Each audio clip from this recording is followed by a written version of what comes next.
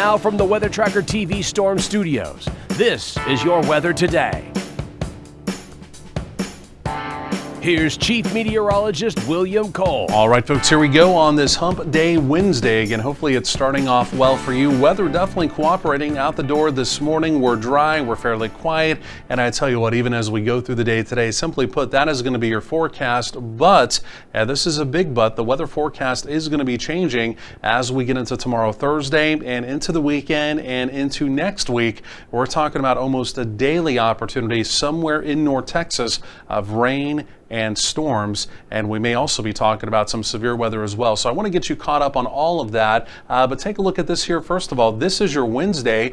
Daytime highs again in the lower 80s, not bad. The morning cloud cover definitely giving way to some afternoon sun. Winds remain light today, but they do become a little more southerly with some increasing humidity as we go through the day. Now, this is where we started the morning. These were your morning lows here.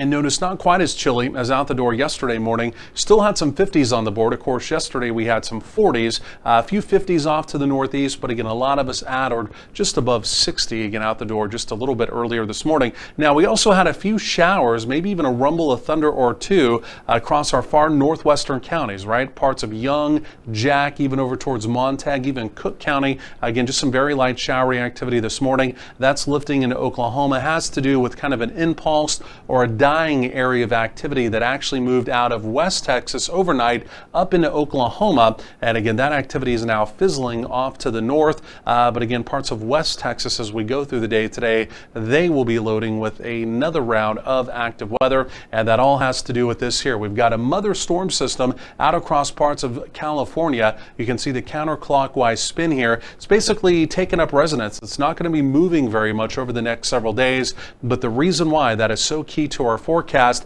as you look at the southern periphery here, what's coming up and around that area of low pressure, we have the subtropical jet. Notice the flow here coming up from the southwest, and at times that can be a very unsettled pattern for us here in North Texas. As it turns out, it will be a very unsettled pattern, again, truly beginning tomorrow, again, with almost these daily opportunities of rain and storms, again, somewhere in North Texas. It's not going to rain for everyone each and every day, but the probabilities will be there. Now, for today, Wednesday, look at this area of red. Again, it's for another day in a row out in West Texas into our Texas Panhandle. Could be some hail, could be some wind out there, but let's go and take a look at this. As we get into tomorrow, Thursday now, that area of red is shifting into North Texas, and now we're going to have our own opportunity of severe weather tomorrow. Now, this appears to be mainly a hail threat up to the size of golf balls with the very strongest storms, and again also the opportunity of some damaging wind gusts up to around 60 miles per hour. The good news is right now I think the overall tornado zone is relatively low.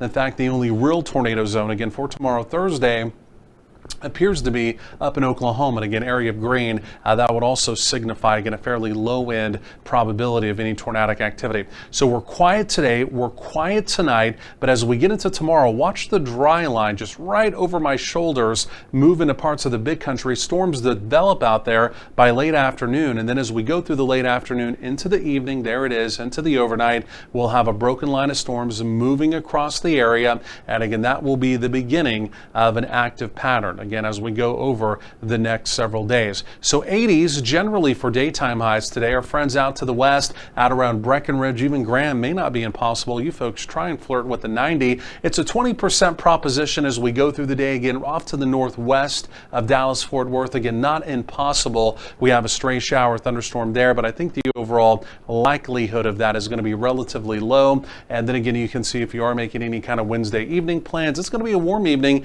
with temperatures easing down through the 70s. Of course, we're completely dry. Overnight lows here generally in the 60s around the area, maybe still a few 50s off to the northeast. And again, we're basically dry overnight. And then as we get into tomorrow, Thursday, with temperatures tomorrow also on the very warm side, a lot of 80s to right around 90 out to the west. In fact, Breckenridge and Graham most likely will tap a 90 as we get into tomorrow. And then here is that stair-stepped increasing rain probability, again from west to east as we go through the late afternoon, again as that dry line moves in and we have that opportunity of thunderstorm development. So temperatures will be up though. In fact, as we get into Friday, even into Saturday, tracking some highs in the 90s. And again, you can see that almost daily opportunity of rain and storms. It's a 30% probability essentially in early next week.